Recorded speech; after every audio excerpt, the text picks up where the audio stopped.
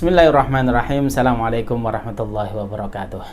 Alhamdulillah wa nusalli ala rasulillah. Bismillahirrahmanirrahim wa alaihi natawakkal.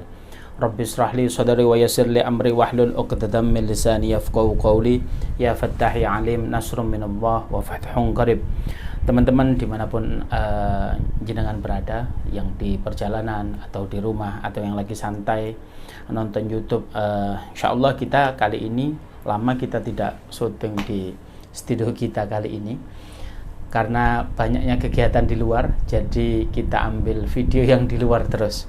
Kali ini admin saya meminta ya sekali-kali di studio, karena studionya nanti nggak dipakai, hisabnya takutnya berat di hadapan Allah, kata admin saya. Oke, kita sekarang ambil di video ini. Teman-teman, kita akan mengkaji salah satu kitab karangan Imam Nawawi, yaitu yang dikenal dengan Arba'in Nawawi, yaitu 40 hadis pilihan yang ditulis oleh Imam Nawawi, di mana kalau kita lihat 40 hadis ini cukup mewakili seluruh permasalahan yang ada pada diri kita. Nah, hadis ini dikarang oleh beliau, ditulis oleh beliau, kemudian ditahqiq oleh siapa? Dr. Mustafa Al-Bugha. Ada dua doktor yang mensyarahnya. Kemudian adalah Dr. Muhyiddin Al-Mishtawi.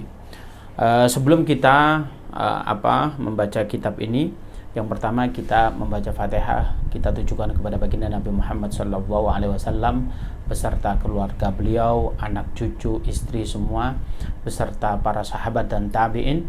Yang kedua, Fatihah kita tujukan kepada muallif kitab ini, yaitu Imam Nawawi dan dua doktor tadi. Al-Hadina As-Salihah Al-Fatihah. A'udzubillahi minasyaitonir rajim.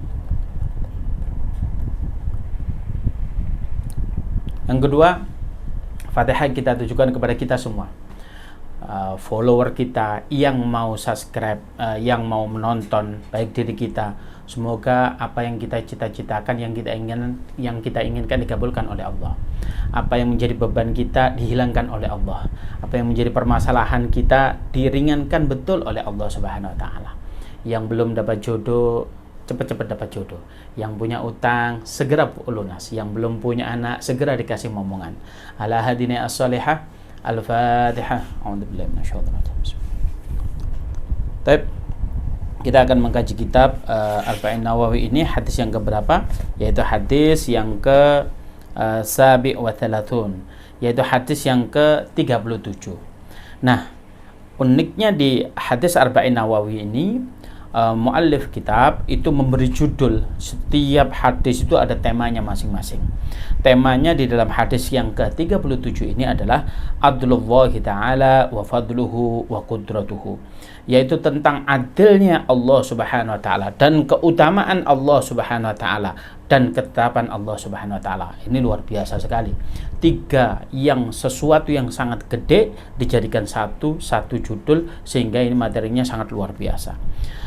Langsung saja kita baca. Bismillahirrahmanirrahim. An Ibnu Abbas radhiyallahu anhuma. Hadis ini diriwayatkan oleh Sayyidina Ibnu Abbas yang insya Allah diridhoi kedua-duanya, yaitu Ibnu Abbas anaknya dengan Sayyidina Abbas itu sama-sama diridhoi oleh Allah Subhanahu wa taala. Anna Rasulullah sallallahu alaihi wasallam, bahwasanya baginda Nabi Muhammad sallallahu alaihi wasallam fima yarwi an rabbuhu tabaraka wa taala. Hadis ini diriwayatkan disandarkan kepada siapa? An rabbuhu. Kata-kata rabbuhu ini berarti apa? Kepada Allah Subhanahu wa taala. Apabila sebuah hadis disandarkan kepada baginda Nabi, itu disebut hadis. Tetapi sebuah hadis diriwayatkan kepada Tuhan kita, yaitu Allah Subhanahu wa taala, itu disebut hadis qudsi. Hadis qudsi itu adalah kalamullah, tetapi tidak ditulis di dalam Al-Qur'an. Kalau antum nanya, loh ini katanya kalamullah, kok nggak ada di Al-Quran? Ayat berapa, juz berapa? Ini hadis qudsi itu adalah kalam Allah, tetapi tidak ditulis di dalam Al-Quran. Baik. Qala, bahwasanya Allah Subhanahu wa taala berkata, ini berarti Allah Subhanahu wa taala yang berkata apa? Innallaha katabal hasanati wassayyiati tsumma bayyana dzalik. Sungguhnya Allah Subhanahu wa taala menulis segala sesuatu tentang kebaikan yang Anda kerjakan. Wasayyi'atin, Kemudian apa? Segala sesuatu keburukan yang Anda kerjakan. Tidak cukup sampai situ, tsumma bayyana dzalik. Kemudian diterangkan. Maksudnya apa? Allah Subhanahu wa taala dalam merekod segala aktivitas kita itu detail. Seandainya saya punya handphone, kita lihat nih, ini sudah detail. Tapi bayangkan, Allah itu akan menjelaskan bagaimana cara pencatatan kebaikan kita, keburukan kita, itu dengan detail. Bukan hanya cara pencatatannya yang dijelaskan, tapi undang-undangnya. Saya itu pernah bekerja di sebuah perusahaan, bukan bekerja mitra begitu. Tetapi perusahaan tersebut tiba-tiba meng-SP saya. Saya ini tidak dijelaskan undang-undangnya, tiba-tiba diklaim oleh perusahaan salah. Saya mengeklaim saya tidak salah, tidak diterima oleh mereka. Allah Subhanahu wa taala tidak begitu. Menunjukkan ini undang-undangnya.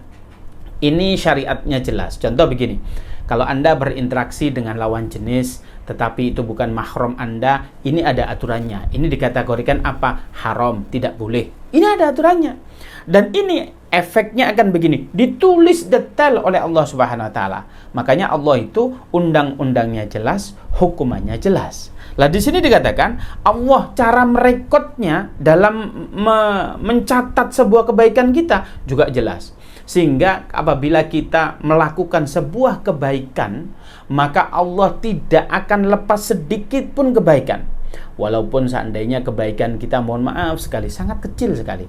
Sebiji jagung deh, atau sebiji sawi, tetap direkod oleh Allah Subhanahu wa taala. Gampangannya seandainya kita mau pergi ke sungai. Di pinggir sungai, kita waktu jalan, itu ada duri. Ada duri itu kita singkirkan, maka ini kategorinya perbuatan baik. Maka sekecil itu amalannya, maka itu dibikin, direkod oleh Allah dan dikasih reward oleh Allah Subhanahu wa taala. Jangankan perbuatan, di hati kita berbuat baik. Hati berbuat baik itu bagaimana? Contoh begini. Ada seseorang melakukan sesuatu, kita tidak langsung mengejudge mereka itu. Contoh begini. Ada orang di bulan Ramadan tidak berpuasa, seandainya. Tapi wanita ini posisinya, maka kita berhusnudon. Oh iya, barangkali lagi haid, maka dia tidak wajib berpuasa. Ini husnudon. Tapi kalau kita suudon atau negative thinking, nih orang nih ya, gila aja ini puasa-puasa, ini kok dia nggak makan. Ini kita belum tahu keadaan dia, tapi kita sudah mengejat bahwasanya dia jelek. Itu suudon. Tapi kalau kita di pikiran kita positive thinking terhadap seseorang atau sesuatu yang kita lihat, maka itu dihitung pahala oleh Allah Subhanahu wa taala. Wah, ini luar biasa sekali ya. Jadi Allah hanya hati saja yang positive thinking atau kita mengerjakan sesuatu yang kecil sekali ditulis oleh Allah. Begitu juga kejelekan kita. Ini kejelekan nih, hati kita ini masih suudon aja ke orang. Ada saudara kita beli mobil begitu, langsung kita suudon. Paling itu habis ini 2 bulan lagi ditangkap, diambil sama leasing, nggak kuat bayar, pasti kredit. Ini hati kita yang buruk, maka juga direkod oleh Allah. Maka semua kebaikan, semua keburukan kita, segede apapun, sekecil apapun, akan direkod oleh Allah beserta penjelasannya. Ini luar biasa sekali.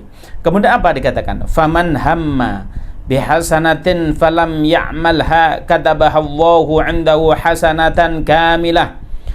Kata-kata di sini faman hamma, barang siapa hamma. Hamma itu apa sih?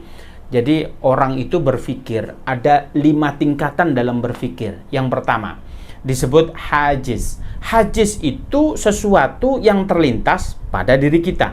Berkepikiran nih, terlintas pada pikiran kita. Sekedar terlintas. Contoh apa ya? Mabok begitu ya. Mabok begitu aja. Itu hajiz. Yang kedua khatara. Khatara ini apa? Khatara ini kita itu sudah memikir, oh iya, mabuk itu begini. Sudah memikirkan. Kalau tadi terlintas, ini sudah memikirkan. Nah, yang ketiga, fase orang memikirkan itu namanya apa? Hadisun nafsi. Hadisun nafsi ini sudah memikirkan, oh iya, mabuk itu jeleknya begini, bagusnya begini. Mabuk mana ada bagusnya ya? Nggak ada ya. Itu sih kita sudah berpikir begitu. Lah ini disebut hadisun nafsi. Itu 3 fase. Apa yang keempat? Yang keempat itu adalah ham. Ham itu begini, oh iya, ya sudahlah, aku ini sudah mempertimbangkan, aku ini mau mabok. Ya sudah, mau mabok, itu disebut ham. Aku mau mabok. Nah, yang kelima adalah pikiran yang sudah sebelum dieksekusi, ini baru pikiran, apa disebut azam. Azam itu bagaimana? Ya, saya positif mabok, hari ini saya akan beli bir bintang begitu. Bir, bukan bir ya, bukan bir. Kalau bir itu kebaikan, kalau bir itu khamr. Ya, bir bintang begitu. Nah, ini kita ini sudah apa disebut azam. Oh ya, hari ini aku akan beli di warung di salah satu warung di situ aku akan mau beli bir bintang. Maka ini disebut azam. Ulama sepakat bahwasanya yang pertama adalah hajiz, kemudian khatara, kemudian hadisun nafsi, ini tidak ada hukumnya. Tapi ham dengan azam, maka ini sudah ada hukumnya.